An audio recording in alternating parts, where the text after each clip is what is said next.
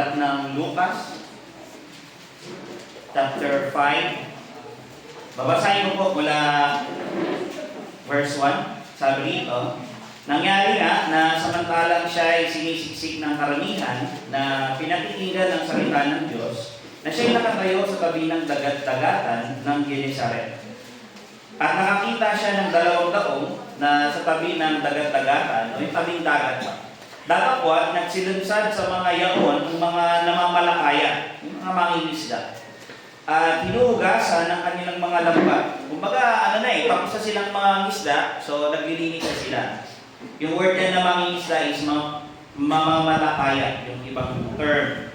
Sa verse 3, at lumunan siya sa isa sa mga daong, sumakay daw ang Panginoon doon sa isang bangka, na kay Simon at ipinamanhid niya dito na ilayo ng kaunti sa lupa. Sabi niya, Simon, pwede ba pakilayo konti? Ganun ang ginawa niya. At siya inuupo at nagturo sa mga karamihan buhat sa daong. At pagtigil niya ng pagsasalita, syempre nangaral ang Panginoon and ilang pagdata, natapos na siya magturo sa mga tao. At pagtigil niya ng pagsasalita ay sinabi niya kay Simon, pumaroon ka sa laot, encourage niya na mag-isda ulit at ihulog ninyo ang inyong mga lambat upang mamalakaya. At sumagot si Simon at sinabi, Guro, sa buong magdamag ay nagsipagpagal kami, nang isda kami ni Sir, magdamag, Guro, sabi niya gano'n. At wala kaming nahuli, datapwat sa iyong salita ay ihuhulog ko ang mga lambat. Pero dahil kayo pong nagsabi, Lord, sige po, igagawin namin. At nang magawa nila ito, ay nakahuli sila ng lubhang maraming isda at nangagpupunit ang kanilang mga lambat to the point na halos masira na yung kanilang lambat, yung kanilang net. Sa sobrang dami nung nahuli. At nang nagawain nila ito, ay Verse 7, at kinawayan nila ang mga kasamahan ng isang daong upang magsilapit at sila'y tulungan. At sila'y nagsilapit at nangapuno ang 2 daong. Ano pa sila'y nangagpasimulang lulubog. Ganon kadami yung huli nila at that time. To the point na malapit ng lumubog yung kanilang bangka. Ay ganon yung nangyayari sa kanila.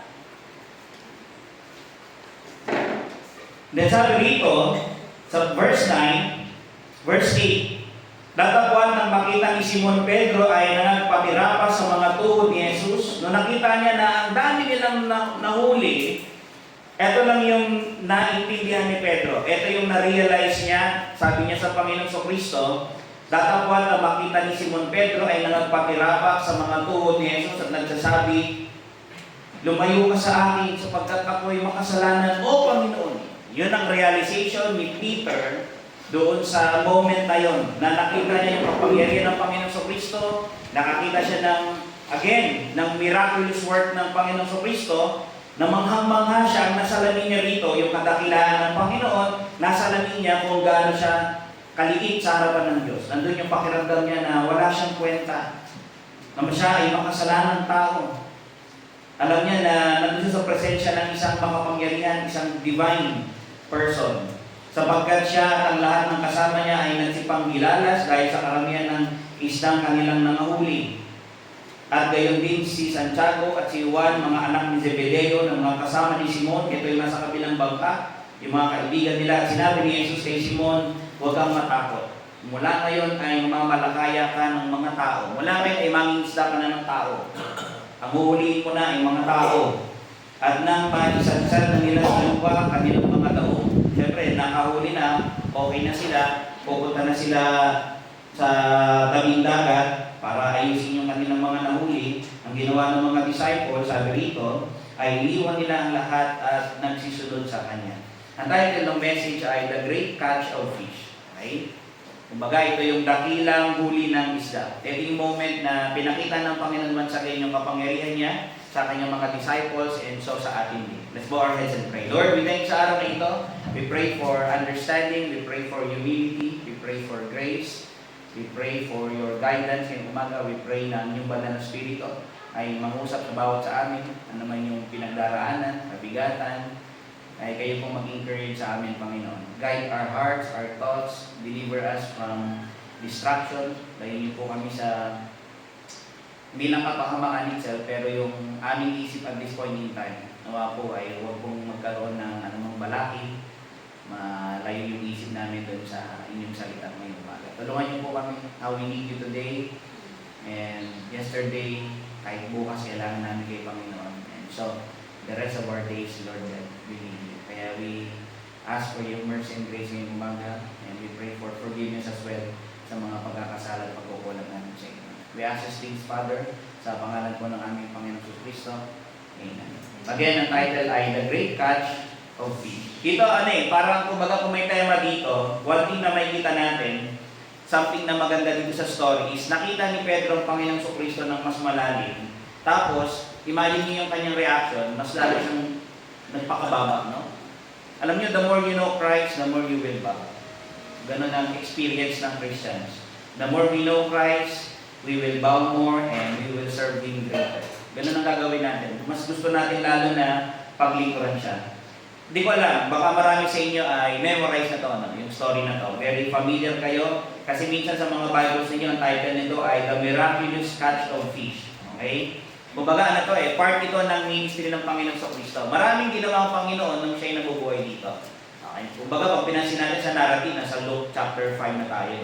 Yung buong Luke, yan ay kwento ng narrative ng buhay ng Panginoon sa Kristo. Marami siyang ginawa. Okay? Pero dito, binigyan tayo ng isang tampo. Nakita natin dito na nangyari yung kwento doon sa lawak daw. Kasi pag binalikan mo doon sa verse 1, sabi na siya ay nakatayo sa tabi ng dagat-dagatan. Okay? Ng Genesaret. Okay?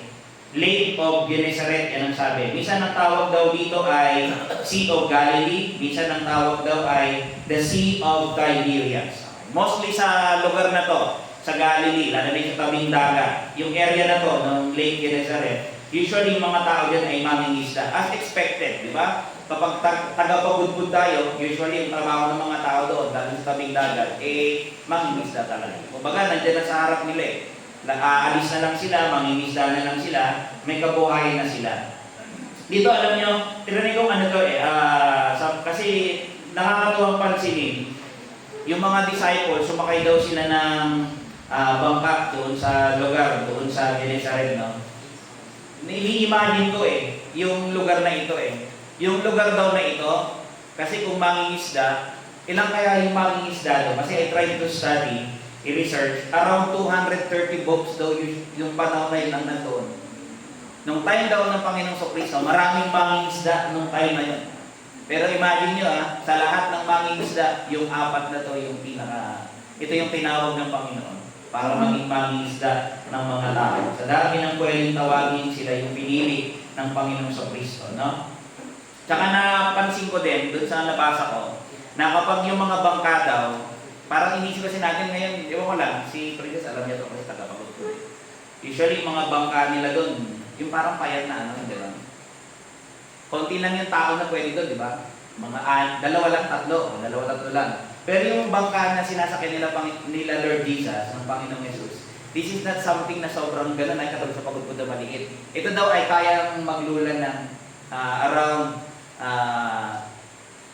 13 to 15. Kasi kung maalala ninyo, di ba sumakay daw yung disciples kasama ng Panginoong Jesus, o di 13 sila doon.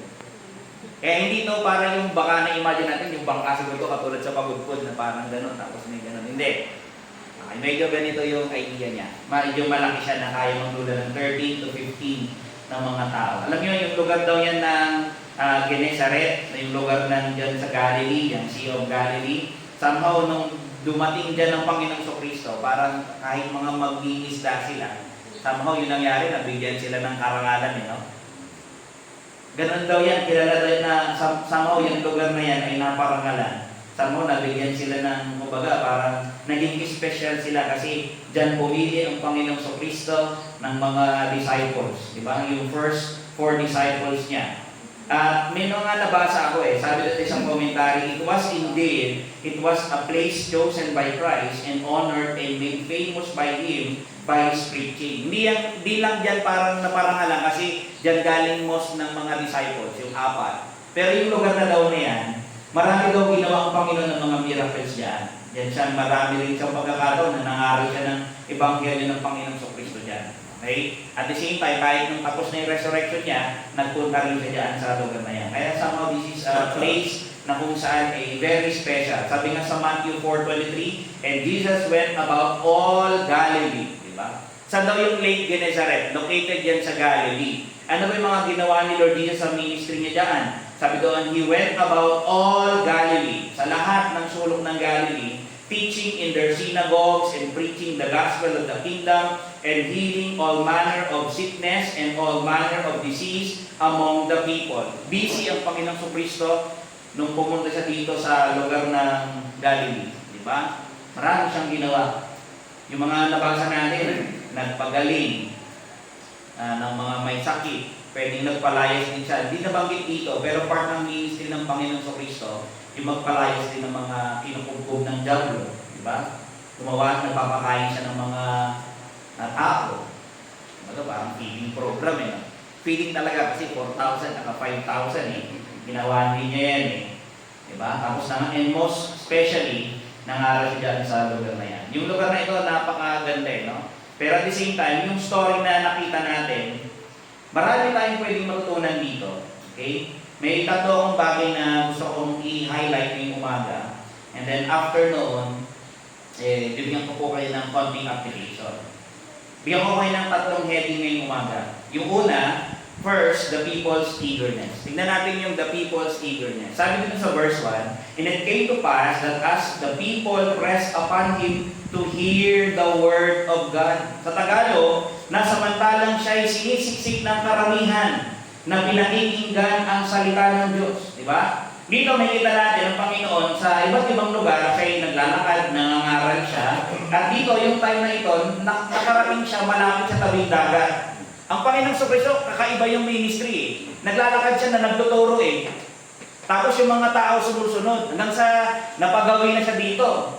Pag pinansin natin dito, ang mga kasama niya daw dito ay yung mga tao. Sabi yun, samantalang siya'y sinisiksik ng karamihan o ng mga tao. Sino mga tao yan? Yung mga ordinary people. Yung normal na tao. Anong normal na tao? Yung hindi ganun katataas yung kalagayan sa lipunan. Yun yung usually na sumusunod sa Panginoong Kristo. Mga common people. And may word ako na gusto kong i-note natin. Ang sabi kasi dito, sinisiksik eh. Paano sinisiksik? Kasi sa King James ang nakalagay ay the people press. Pag sinabing press, ang idea, pinupush.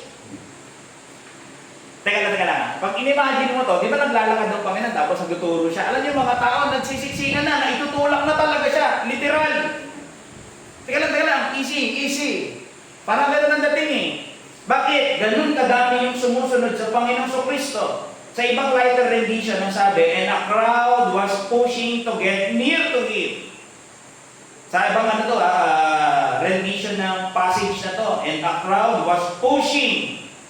Halos maitulak na daw siya. Hindi to parang na gusto nila sigurong sakta ng Panginoong Kristo. Hindi ganon ang idea. Sa sobrang dami ng tao, gusto nilang marinig ang Panginoong Kristo. Siguro gusto nilang lumapit para mas marinig nila. Mas makita nila ang Panginoon ng harapan. Yun ang reason nila bakit gusto nilang lumapit. They want to see the Savior. They want to hear the Word of God. Ito napakaganda. Alam niyo kung bakit? Kahit mahirap. Imagine kung nasa malayo ka, makikipagsiksikan ka. Teka lang. Gusto mong makalapit. Ganun yung mga tao. Nag-uunahan silang lumapit sa Panginoong Kristo. Kahit inconvenient, mainit, masikip, yung amoy mong katabi mo, naaamoy mo. Di ba? Nagbigos ka kaya? Walang ganun ha? Pero yun eh, naaamoy nila, inconvenient yun para sa imagine nakikipagsiksikan ka, may nga dito, bakit? Yung upuan, pwedeng one seat apart. Di ba? May space. Hindi nyo kailangan magsiksikan. We enjoy yung ganong convenience. Pero dito pag pinansin natin, imagine natin, grabe yung mga tao, gusto nilang marinig yung Word of God na hindi nila alintana, kahit masikip, kahit mainit.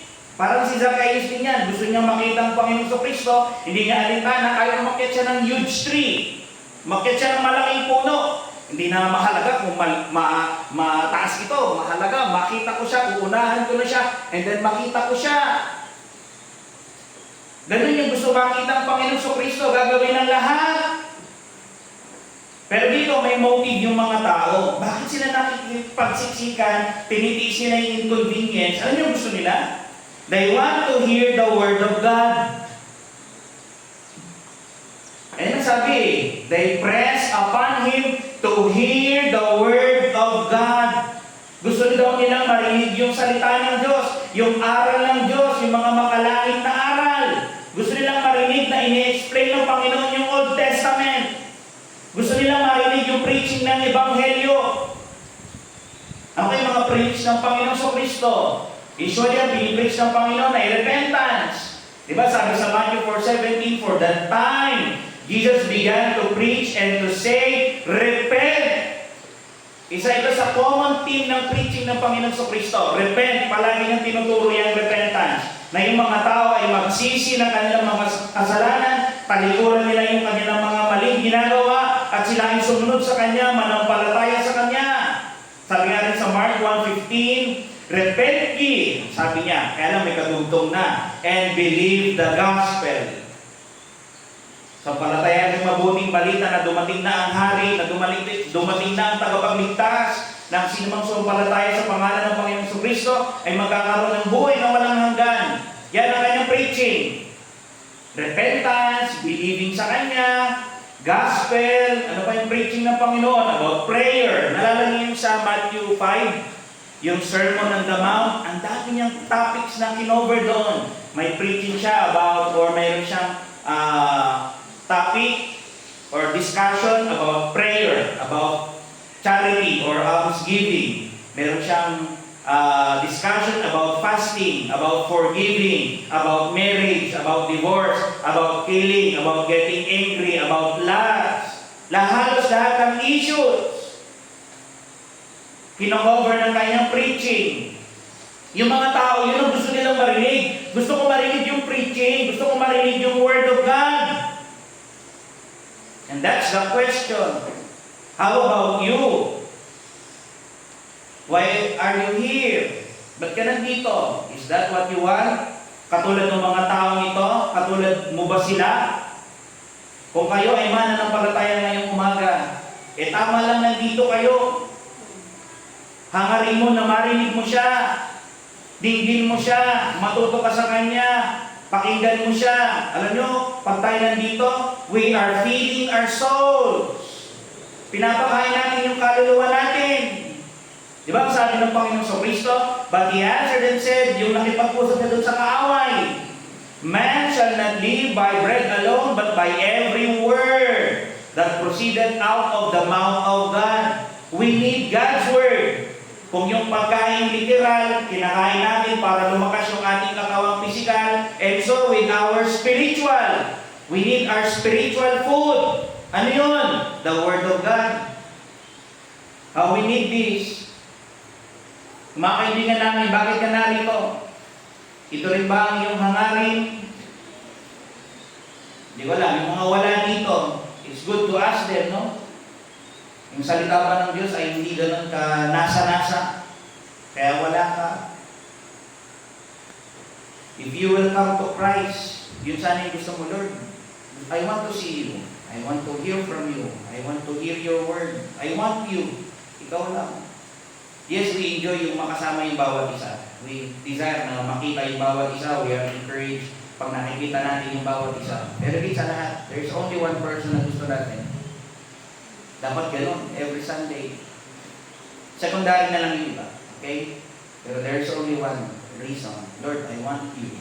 I want you to hear. Gusto ko marinig kita. Use pastor din. Para may show niya, mai-explain niya yung word niyo with all clarity. Diba? Yung wala rito, diba? Isip, mayroon akong tanong dito Worth it ba, Panginoon Kristo, sa mga inconveniences niyo? Gising ka ng maaga, maliligo ka, ang lamig-lamig, di ba? Sabi pag ganito daw mahangin, panang kukursing. Yeah? So, ganito daw Pero inconvenient, maglalakad ka, yung iba mabiyahe, gagastos kayo. Pero the question is Christ worth sa inconveniences mo? Yung mga tao, inconvenient din naman sa kanila eh. Pero, I don't care kung ano amoy ng katabi ko. Basta lalapit ako, makikipagsiksikan ako dyan. Yung mga tao ito, tignan nyo. Ano to, usual to sa ministry ng Panginoong Kristo. At alam niyo kung nakakakita ang Panginoong Kristo ng ganitong pagkakataon, natutuwa siya. May instance nga na nagpakain ng Panginoon, sabi doon sa Matthew 15, and then Jesus called his disciples unto him and said, I have compassion on the multitude because they continue with me now 3 days and have nothing to eat. Imagine sumusunod daw sila kay Lord Jesus 3 days straight.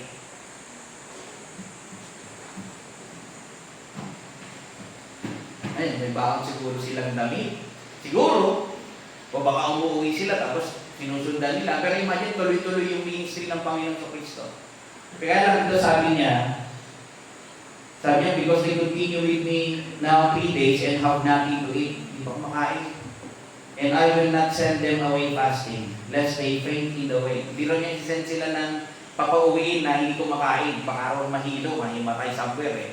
Kaya ang ginawa niya, pinakain niya yung mga tao. Pero imagine niyo ito something doon sa story na ito sa Matthew 15, doon sa verse 38. Nung binasa natin ay 32, doon sa context niya sa verse 38, pag-iisip natin, siguro mga adult lang yun. Pero pag pinansin mo sa verse 38, ang nakalagay, and they that did eat were 4,000 men, beside women and children. Wait lang. Yung mga tao sumusunod sa Panginoon Kristo, they want to hear the Word of God. Alam niyo, dito puro adult, may kasamang mga bata. Bit ng magulang, yung mga anak, dinadala nila sa Panginoon Kristo. Nalala niyo yung mga parents, gusto nilang dalhin sa Panginoon para ipag-pray ng Panginoon Kristo. Hindi mo ba gagawin yun? Dito, makita mo dito ikaw kung personally, inconvenient na, how much more sila, kasama yung iba nilang loved ones, mga anak nila, dinadala nila sa Panginoon Kristo. Yung mga taong ito, they are serious with Christ. They don't mind yung inconvenience expenses. Basta makita ko siya, marinig ko siya, worth it. Masamba ko ang Panginoon Kristo, He's worthy. Kulang pa nga Kung niligtas ka ng Panginoon, paano mo tutumbasan yung ginawa niya doon sa cross? Inconvenient ba yan? Alam mo, preach ni Pastor, hanggang 10:30 ka rin. 10:30 na nga lang tapos na tayo Ang gawain natin Diba? Imagine ito yung mga magulang nagutom, yung mga anak maraming nagutom, o baka kaya merong pagkain, yung magulang, kinakagyan nila yung anak nila, di make sure na hindi nagugutom. Pero yung mga parents, imagine mo, gutom na gutom. Inuuna nila yung mga anak, marinig lang nila ang Panginoon Kristo. Diba? Kung tayo nakakilala sa Panginoon, this is also our desire, na yung loved ones natin, makakilala sa Kanya. Kaya gusto natin silang dalhin sa Panginoon. Diba? If you have tasted that the Lord is good, hindi mo ba gugustuhin na yung loved ones mo ay may experience din nila yung kung gaano katamis ang Panginoon sa Kristo, kung gaano siya kabuti, kung gaano siya kabiyaya. Gawin din ninyo ito, gawin natin ito. Lumapit tayo sa Panginoon, kahit nasaan siya. Yung mga tao ito, nasaan siya? Nasa tabing dagat? Punta tayo roon. By mountain ba? Nasa mountain ba siya? Sunod tayo doon. Let's hear the Word of God. Nasa tabing dagat siya, sumunod tayo sa Kanya. Ganun yung mga tao dito. Bring your family with you. Kung pupunta ka sa Panginoon Kristo, kailangan niyo siya. Kailangan natin siya. Kailangan niyo yung Kanyang salita. Kailangan niyo yung Kanyang liwanag. Kailangan niyo yung Kanyang kaalaman. Kailangan niyo yung Kanyang gabay. Tapos wala ka. Let's move on doon sa ating narrative. Pag pinansin mo dyan, yan yung area kung saan nangyari yan. Doon sa Lake of Gennesaret. O yung tagat-tagatan ng Gennesaret. Pagdating daw doon ng Panginoong Kristo, sobrang siksikan ng mga tao. Halos maitulak na nilang Panginoon. Hindi naman nila sinasadyaan. Talagang marami lang tao. Pagdating daw ng Panginoon doon, may nakita siyang dalawang bangka. Nakita siyang dalawang daong na nasa tabi ng dagat-dagatan.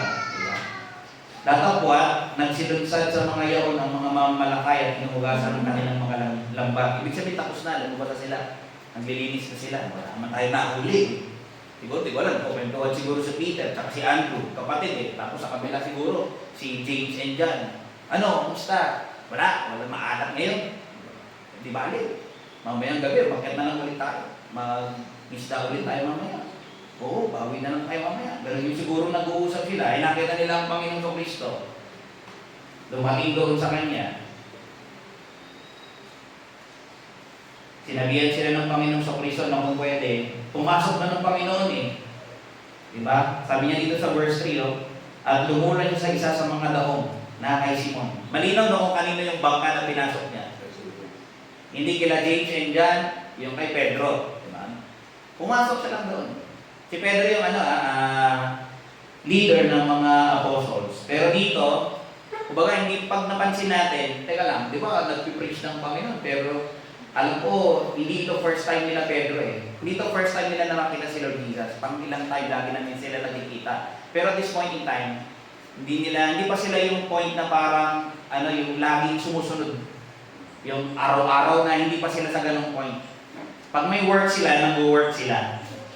Hindi pa sila totally na talagang pati yung trabaho nila, sinuko na nila, hindi pa sila ganun yung point na to. Nag-iisda pa sila nito. Makikita naman natin eh. Pagpasok doon ng Panginoon, nakakatawa dito, hinayaan ni Pedro na gamitin niya ng Panginoon yung kanyang bangka, tapos inilayin niya konti para hindi medyo convenient sa Panginoon sa Kristo. Tumupo siya, nagturo na doon sa mga tao. Ganun ang senaryo dito. Pedro, layin mga konti doon sa tubig. O sige, Lord, layin niya konti. Siguro tinali niya doon. Di ba? Para hindi din papunta doon. Tapos mula doon sa dagat, doon sa may bangka, nagtuturo ang Panginoong Kristo. Di ko alam kung nakaupo siya, nakatayo siya, nakahawak siyang ganun doon sa layag, malakas ang boses niya. Imagine, walang microphone. Tapos ang daming tao, gustong makinig doon sa kanyang sinasabi, doon sa kanyang preaching. Ito, very unique to eh. Bakit? Kakaibang Panginoon eh. Kahit saan lugar, pwede siya mag-preach. Di na Lord, mag-preach kayo dito. Ada aircon, ada electric fan, ada tugaw. Walang ganun. Kahit saan tayo.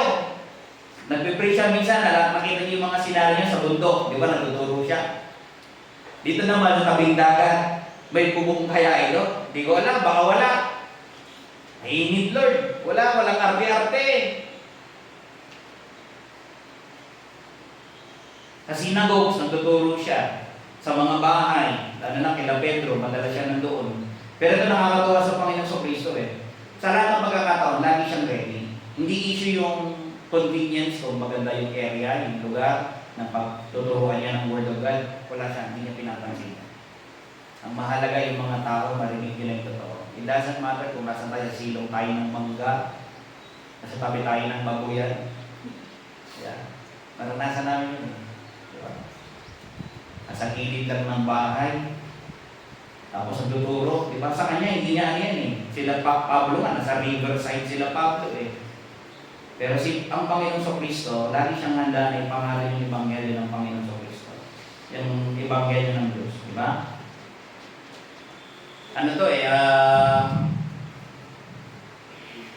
Kanina binanggit ko na yung bangka daw nila.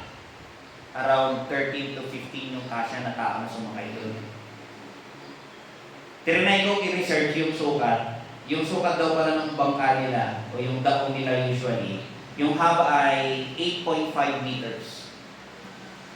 Itong lahaban nito ay 13.5 ito mga kapatid. So imagine nyo lang yung 8.5 meters. Baka dito kay Jaybird. Banda dyan, o kaya kay Daddy. 8.5 na yan. Tapos yung lapad daw niya ay around 2.3 meters. 2.3 lang ha. Ito, 1 meter na to eh.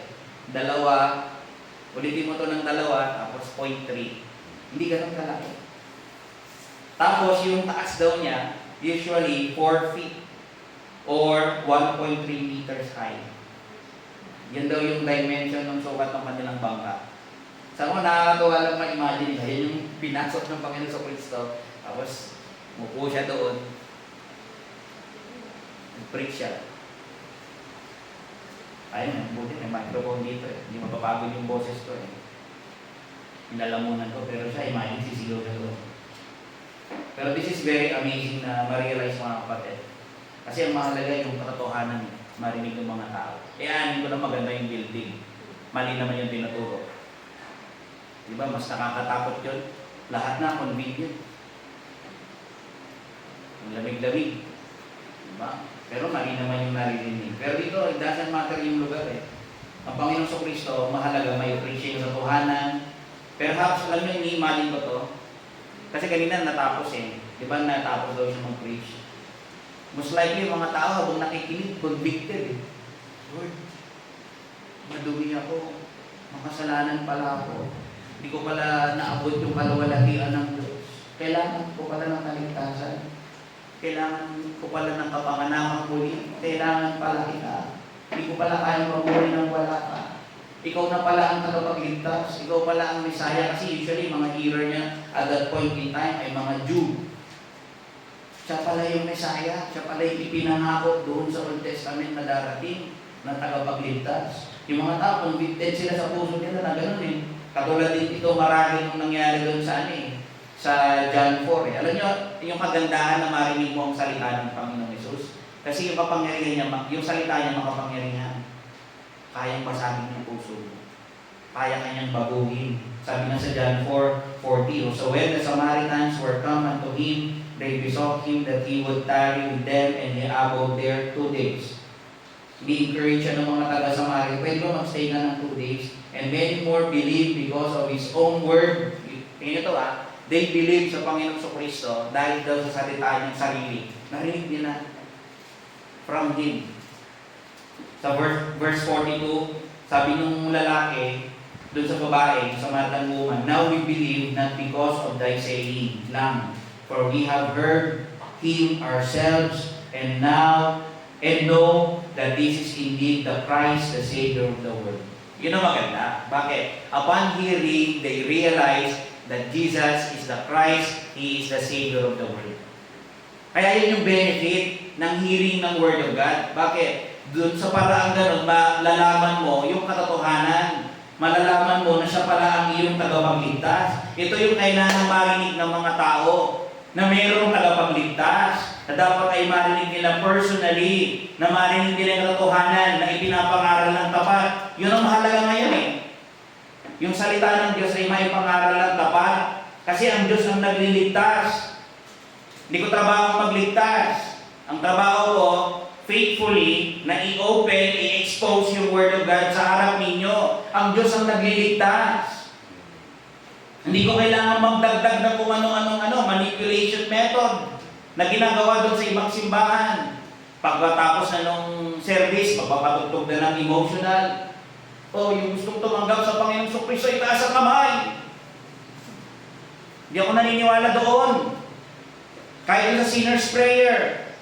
I'm not saying na lahat dinaligtas doon. Pwedeng meron talaga, genuine talaga yung pagkakilala niya sa Panginoong Kristo, pero nonetheless, hindi yun ang pagliligtas.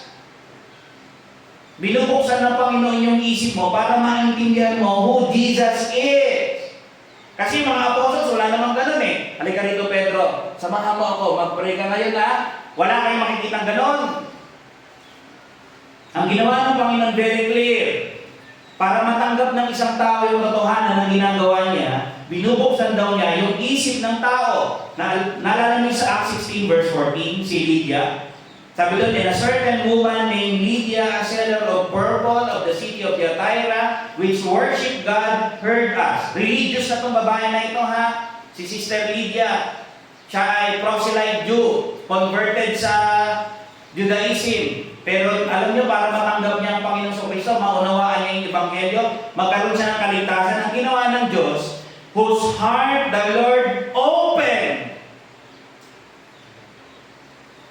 Anong result? That she attended unto the things which were spoken of Paul. Pagkatapos buksan ng Panginoon yung kanyang puso't isipan, na namangha sa Ebanghelyo ng Panginoong Kristo, nakinig siyang taimtim. That's the result. Pero ang kaligtasan ng Diyos ang gumagawa. Yun ang dapat gawin kapag ipinapangaral, faithfully, truthfully, humbly. And then dito, may kita natin, after daw mangaral ng Panginoong Kristo, nakalagay dun sa verse 4, papigil niya ng pagkasalita. Diba? Kasi dito na siya eh. Nakakatawa dito, Panginoong Kristo, alam din niya kung kailan siya iito. May mga pagkakataon na hindi kailangan na maghapon tayo mag-aral dito. Hindi pwede.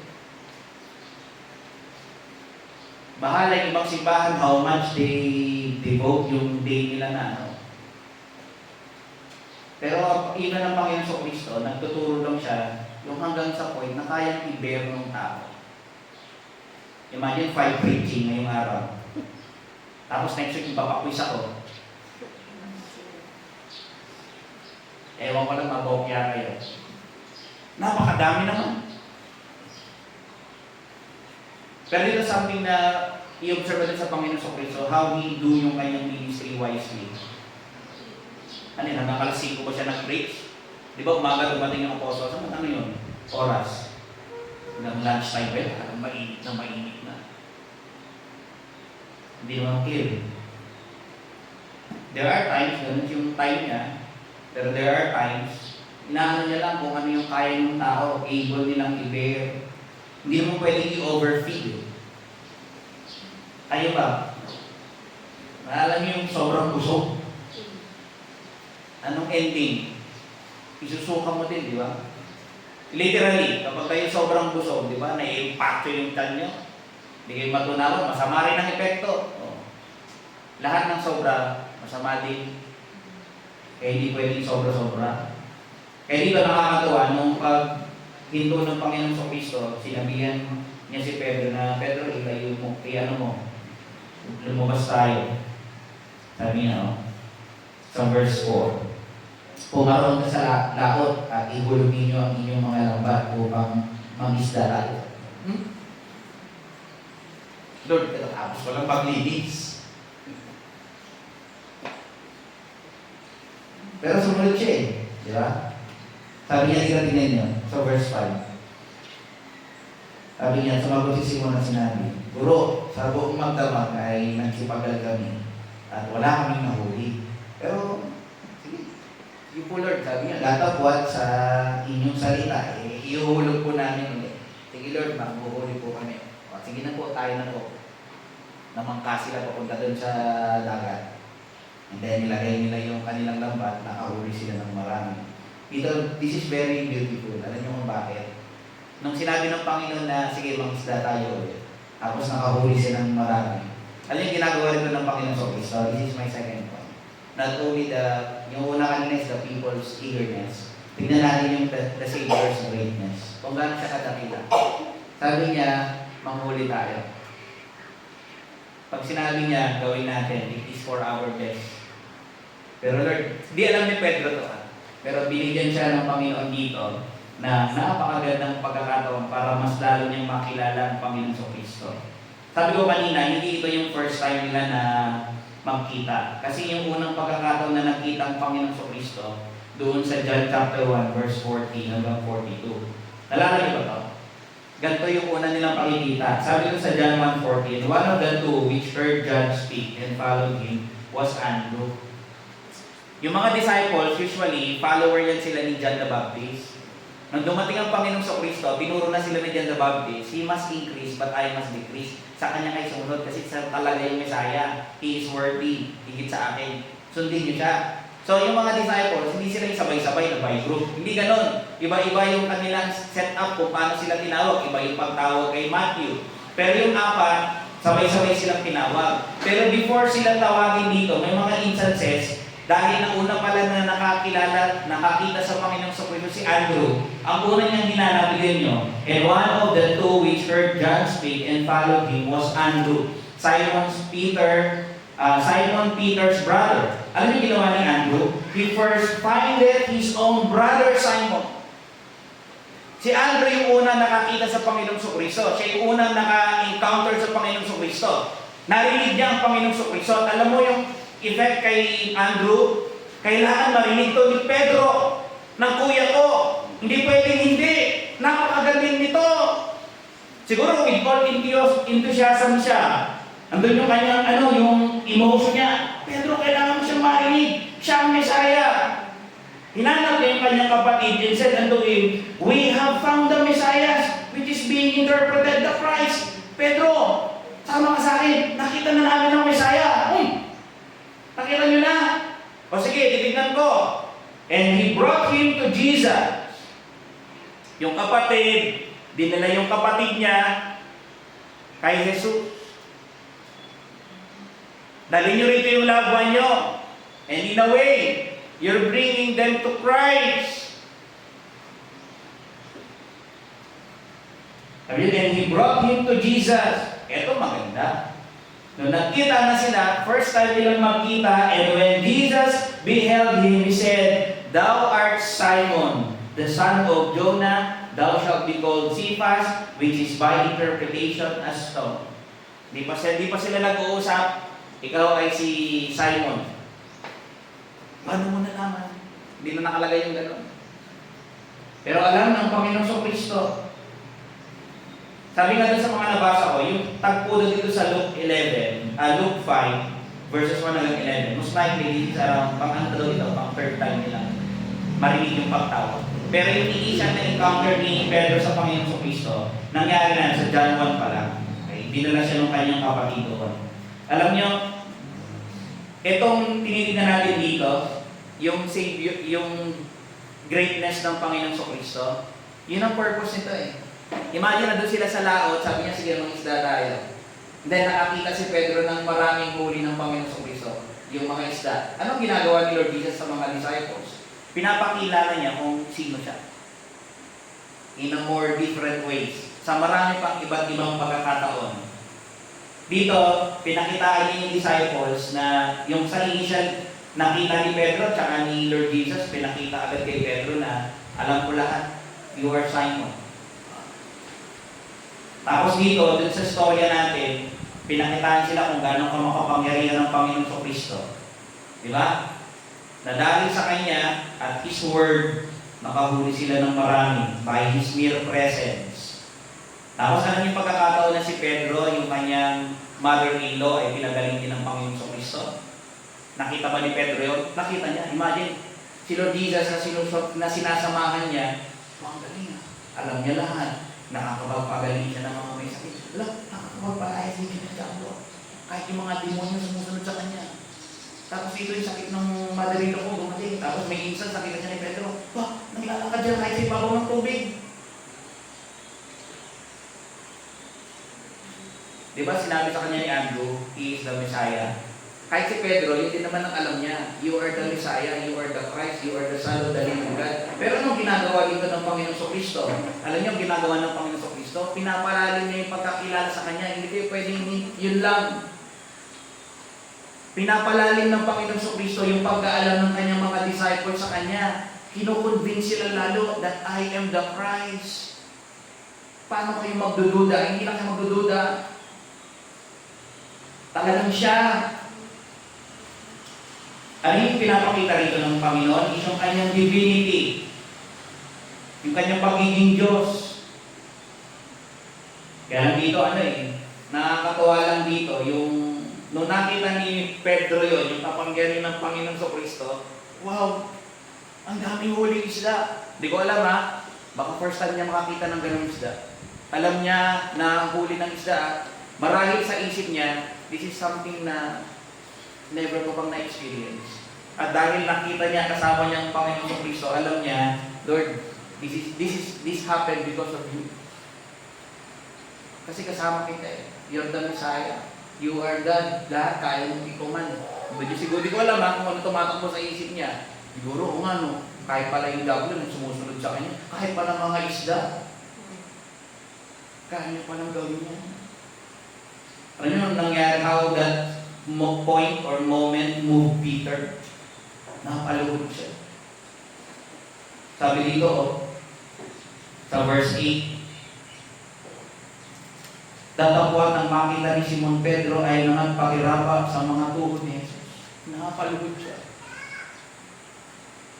The more you know Christ, the more you will bow. the more you will be humble. Napanood siya dito, oh. Na-realize siya yung kapangyarihan ng Panginoon sa Kristo.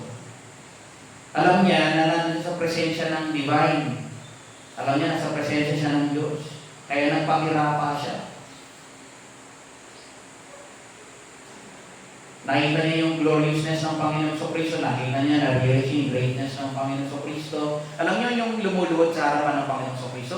Normal ito eh. Doon, ito yung attitude ng mga nakakilala sa Kanya. If you say you know Christ, dapat the more you are becoming humble sa harapan niya. Then sa harap din ng iba.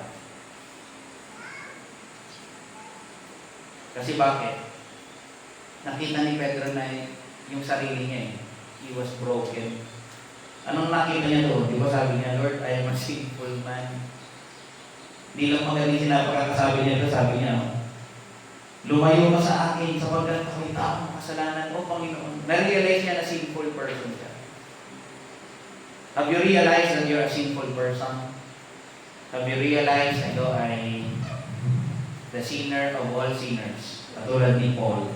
Diba si Paul si Pedro, tingin mo, realization ni Pedro, nung na-realize niya na sa presensya siya ng Panginoon sa Kristo, nakasalamin niya kung sino siya, nakasalamin niya, alam niya kung sino rin siya sa harapan ng Diyos. Alam niya sa confession niya, I am a sinful man, O Lord. Lord, I am a sinner. And I deserve hell.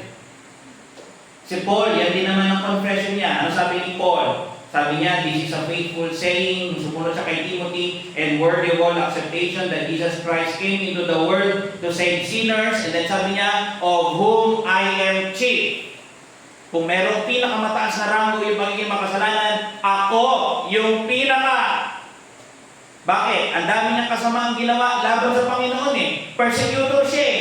Yun ang confession niya sa sarili niya. Siya yung pinaka. Pero marahil sa isip ng nating lahat, sa kanya-kanya nating isip, marahil masasabi natin, ako yung pinakamasama. Baka magunahan pa tayo eh. Ako yung pinakamasama, hindi ako. O di sige, ikaw na. Hindi, biro lang. Pero it's a realization. Pag nakilala natin ang Panginoon sa Kristo, one thing we realize that we are a sinner. Kaya nalala natin na-realize, kailangan mo pala siya. Tingnan niyo si David. Nung na-realize ni David kung sino ang Diyos, ano ang ginawa ng Diyos sa buhay niya, at the same time, ano yung nagawa niyang kasalanan din, sabi niya, and David said unto Nathan, I have sinned against the Lord. Kahit si David, yun ang confession niya. Kapag nakikita natin yung kadakilaan ng Diyos, yung kadakilaan ng Panginoon sa Kristo, natural lang na ang epekto nito ay makita natin yung ating pagiging makasalanan. Nakakaramdam tayo ng kawalang kwenta sa sarili natin. Lord, hindi ako karapat-dapat. Wala akong kwenta. Wala akong i-offer sa'yo. Nothing in my hand I can bring. Diba sabi ng song, ng hymn? Kaya sabi niya, simply to thy cross I cling. Lord, wala akong mabibitbit. May magmamalaki sa inyo. Wala! Sabi pa nga ni Pedro, Lord, depart from me. Bakit siya natakot ng ganon? Alam kasi niya, na-realize niya na this person, ang Panginoon sa Kristo is divine. More and more ito ha. Sabi kanina, nakita na sila ng unang pagkakataon. And more, lalo pa sila nagkakaroon ng pagkakataon na lumalim sa pagkakilala sa Panginoon sa Kristo. And alam niyo, all the more, lalo siyang naliliit. Lord, I'm a sinner. Lalo siya naliliit nung na-experience niya, hindi na yung Panginoon sa Kristo. Di ba, umuwi siya, umiiyak. Talagang, walang kwenta talaga ako. It's a great blessing kasi nung nag-resort ng Panginoon sa Kristo, encourage siya. Di ba? Pinag-pray daw siya ng Panginoon sa Kristo. Di ko alam, nasabi niya siguro na, Lord, lumayo kayo sa akin. Out of fear. Alam niyo kung bakit? Yung mga Jew daw, ang belief daw nila noon, hindi daw pwede na mag-stay ka sa presence ng Diyos. Pwede mo daw ikamatay. Kaya natakot si Pedro, bak niit niya marahil, baka mamatay na siya at that time. Kaya sabi, Lord, depart from me. I'm a sinful man. Ikaw ba naman, hindi ka ba talaga luluhod doon? Hindi ka ba mamamangha? Even yung mga, hindi lang si Pedro, pati yung mga apostles, lahat ng mga kasama niya doon sa time na yon, namangha sila sa Panginoon sa Kristo. Imagine, wala silang nahuli, pero dahil sinabi lang ng Panginoon sa Kristo, marami silang nahuli. Sabi ko sa inyo kanina, hindi ito yung first time na nagkita sila. Marami pang pagkakataon na sila ay nagkita o nakita ni Pedro kung gaano kadakilang Panginoong Kristo, nakita niya yung divinity, yung pagiging Diyos ng Panginoong Kristo, and all the more, lalo siyang nakukonvince sa isip niya na this is God Himself in human flesh. Kaya no wonder, dumating dun sa Matthew 16 yung confession niya, sabi ng Panginoong Kristo, and He said unto them, but whom say ye that I am? Sabi ng Panginoon sa mga disciples, sino ako para sa inyo? Sabi ni Pedro, Simon Peter, being the leader ng disciples, siya yung parang representative, sabi niya, thou art the Christ, the Son of the living God. Yun ang idea ko sa inyo doon. Marami akong nakita ko yung mga kapangyarihan mo, kung paano ka gumagawa, yung preaching mo. Lahat yun, isa lang yung bottom line, isa lang na-realize ko, that you are my Savior, that you are God in human flesh. And I believe sa inyo. And I submit myself sa iyo. And I want to love you. Hindi kita iiwanan, Panginoon. Yun ang kanyang confession. I want to be faithful sa iyo, Lord. I want to desire you more and more sa buhay ko. Yan yung realities na na-realize ni Pedro sa Panginoong Kristo. Kaya lang, may kadugtong yung sinabi doon ni Lord Jesus Nung sinabi ni Pedro na, thou art the Christ, the Son of the living God. Ano sabi ni Lord Jesus? Yung ma-realize mo pala kung sino ang Panginoong Kristo, this is not something na on your own. Sabi ng Panginoong Kristo, blessed art thou, Simon Bar-Jonah, for flesh and blood hath not revealed it unto thee, but my Father which is in heaven.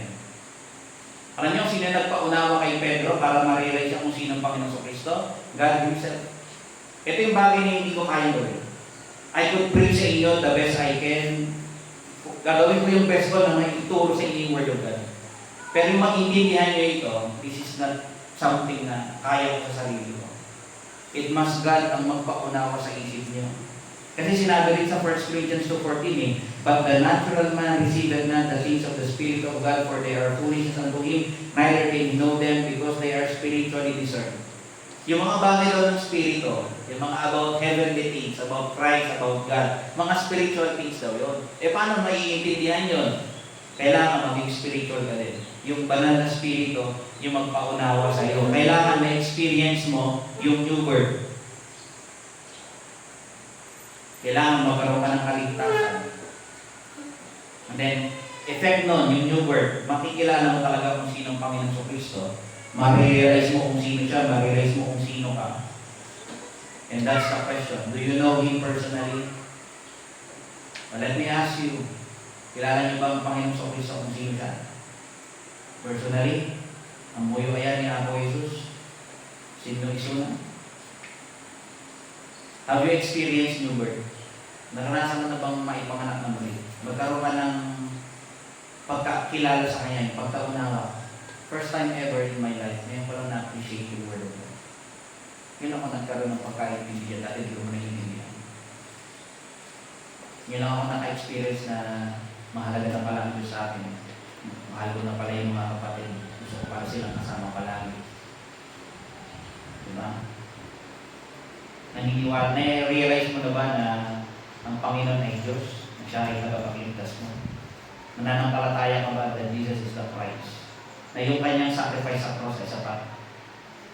Yung dugo niyang umagos doon, enough yun para tumusin ka sa kasalanan mo. Yun lang, do you believe doon? Is it sufficient para sa'yo? Na daan ng kaligtasan, o meron ka bang ibang iniisip?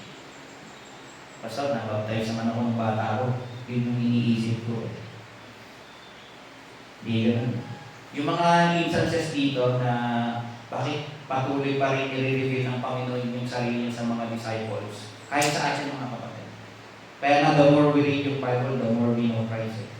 The more we know Him, dapat na-convince tayo lalo that Jesus is my Savior. That Jesus is God. He died for me. Lord, as much as possible, kung pwede, I could die also para sa iyo. Kung gusto mo. Marami pang pagkakataon, yung transfiguration. Alam mo yun, nagdingin ang Panginoong Kristo na parang snow. Nakita rin ni Pedro yun. Kung tatanungin mo siya, Peter, mo siya after mo, anong confession mo ulit about Christ? He is the Christ, the Son of the living God. More and more. Lalo siyang nakukonvince. Kaya dito nakakatuwa. Nung pagkatapos lahat ng ito, doon sa bangka, Nakita ng Panginoon yung takot ni Pedro, kahit ng mga kasama niya, yung amazement nila. Kinomfort ng Panginoon si Pedro. Sabi niya dun sa verse 10, at gayon sinabi din ni gayon din si Santiago at si Juan, mga anak ni Zebedeo, mga kasama ni Simon. At sinabi ni Jesus kay Simon, huwag kang matakot. Ito yung sinabi ko kanina, ba't niya sinabing lumayo ka, Panginoon? Kasi nga, natatakot siya. Niisip niya mamamatay siya. Kaya pala yun. Hindi ko alam. Siguro, dala ng takot niya. Yung nasabi niya. Niisip niya, Lord, baka ayaw bang mamamatay ako nito. Kaya sabi ng Panginoon, huwag kang matakot. Siyempre, yung puso niya, big duro. Hindi realize niya, hindi siya pala mamamatay. Ngayon, sinabi ng Panginoon, from henceforth, thou shalt catch me. Mula ngayon, ikaw ay magiging mamamalakayan ng mga tao. Magiging mangingisda ng mga tao. Anong ibig sabihin nun? Ang ibig sabihin, sabi niya, from henceforth, sabi niya, pwedeng word yan hereafter, or this, from time forward, mula ngayon, darating sa hinaharap, magiging mangingisda ka na ng tao. Anong ibig sabihin ng mangingisda ng tao? Ano yun, dala-dala kong labat? Sa labat mo, hindi mo gagawin yan, aawayin ka nun. Sabi kasi sa preaching ni Pastor, magiging mamalakayan doon ng mga tao kami eh. Hindi ganun This is something figurative. Sabi nun ng Panginoon sa mga disciples, yung mga Christians, kayo ay magiging mamamalakaya. In what way na pwede silang hulihin? Just share the gospel. Pag na-share yun, nanampalataya sila, naligtas sila, ang idea, sila daw ay magiging minister na ng gospel. Ang business na nila ay dalhin yung mga tao sa katotohanan para maligtas. Katulad ng ginagawa ng Panginoon sa mga disciples. Di ba, inakay niya sila para makilala ang Diyos, para makilala siya. And so, ganun din yung magiging business ng life niya. Sila yung magiging instrumento para doon sa ikaliligtas ng iba. Let me end with few lessons. Alam niyo, napakapalad nito. Dito sa kwento natin, napakapalad ng mga tao na makita na naghahangad sila ng salita ng Diyos. Na ini-endure nila, tinitiis nila, ano man yung mga difficulties na hinaharap nila, ano man yung init, yung sikip, yung mga tao, yung amoy, yung pagod, hindi nila iniisip yun. Yung mga sagabal na overcome nila. Ngayong umaga, let this story encourage you. Na kahit ano yung harapin mo, just to follow Christ, then so be it. Keep on. Gayahin yung mga tao, gayahin yung mga disciples. Diba? Don't let yourself be defeated by your hindrances. Yung mga hindrances, ano lang yan? Challenges para ma-overcome. Hindi yan reason para mag-stop ka na. Then mali na. Okay? Hindi yan binigay para sundin mo. Binigay yan, hinayaan ng Panginoon para lagpasan mo. Pangalawa, something na nakakatuwa lang to kay Pedro. He led sa Panginoon, how blessed Peter at this point in time. He led to the Lord kung ano yung resources na meron siya. Bangka lang, pinahiram niya lang. Pinahiram niya yung bangka. Pero yung ibinalik ng Panginoon sa kanya, higit pa. Ito niya, nakahuli siya ng maraming isda. That's the question, what have you led to the Lord? Para yung gawain niya ay mag-prosper. Yung iba, sila Lydia, pinahiram niya yung bahay. Ganun sila. Kung ano yung kaya mong i-lend sa Panginoon, ipagamit mo para sa gawain ng Panginoon. And God ang bahala mag-bless sa'yo. Magpalit noon. Yung bow. Si Peter, he lent a bow. What could you lend? Ano yung kaya mo? A vehicle para dalhin yung tao sa church? Pwede. A house para yung mga tao mag-gather? Pwede. Yung mga a house na para maasikaso mo yung mga pastor? Pwede. Yung mga kapitbahay mo para ma-accommodate na makinig ng word of God sa bahay niya? Pwede. Or pera? Pwede naman. Para malin. Diba? Ipagamit. Nalala ko yung hymn dito eh. Sabi ng hymn, yung I gave my life for thee.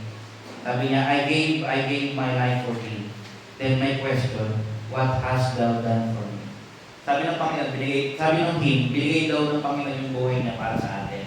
Ikaw, sabi niya doon sa tanong, ano bang ginawa mo para sa akin? what hast thou done for me? I gave my life for thee. What hast thou done for me? Sabi dun sa next part din, I bring rich gifts to thee. What hast thou brought me? Binigyan kita ng maraming regalo. Ikaw, anong dala mo sa akin? That's the question para sa iyo at sa akin ngayong araw. Ang pagbilda mo ngayon para sa kanya. Alam mo yung mga ibinigay natin, binabalik naman niya. Higit pa. Dun sa ina-expect natin. Kaya let me encourage you, brethren. Kung tayo matakot na ipahiram, ipag-amin kung ano yung meron tayo sa Panginoon. Si Peter hindi siya loser nung pinahiram niya yung pangkanan. Diba? Nag-gain pa nga siya eh. How blessed yung mga apostles na nagtitiwala sa Panginoon sa Kristo. Diba? Sabi nga, kahit daw yung dalawa na yung daong na pumunta doon, halos ano sila eh, masira na yung halos malubog na yung daong. Ganon kadami yung huli nila. And thirdly, alam niyo pinaka-blessing na gusto kong makita niyo dito. More than dun sa mga apostles na magiging pamamalakaya is kayo. Tayong lahat mga kapatid. How blessed it is na gamitin tayo ng Diyos to catch men alive. Nahuliin yung mga tao. Diba? Na-share natin yung Ebanghelyo sa kanila, paliwanag natin yung daan ng kaligtasan, ipaliwanag natin sa kanila kung ano yung kalagayan nila sa harapan ng Diyos, paliwanag natin kung anong ginawa ng Panginoon sa Kristo, yung kahalagahan na magsisi, tumalikod sa kasalanan, kumpara tayo sa kanyang pangalan. Diba? Napakapagod natin tayo gamitin ng Panginoon para sa iba. Brethren, let me remind you, it is your duty para na i-share yung gospel sa ibang tao. In a way, you are catching men alive as well. Diba? When was the last time you spoke Christ to someone? Kailan yung muling pagkakataon na nag-share ka ng gospel sa iba? Sana lagi nyo pinag-pray. Lord, give me someone this week na ma-share ko ng gospel. So every day, sana makapag-share ako. Especially yung mga students. Diba? Make yourself always ready for me. Let's bow our heads and pray. Lord, bigay sa araw mong ito. Give honor and glory. And thanksgiving saying you deserve it yesterday, today, and forevermore. We pray na yung mga words ay mag-penetrate sa mga puso. Baguhin ka rin lahat para sa inyong ikaluluwalhati at lalo pa ikalalo ng aming pagkakilala Espiritu sa inyo. Salamat po sa aming panalangin sa mga aming tagapagligtas. Sige po, let's have a closing hymn.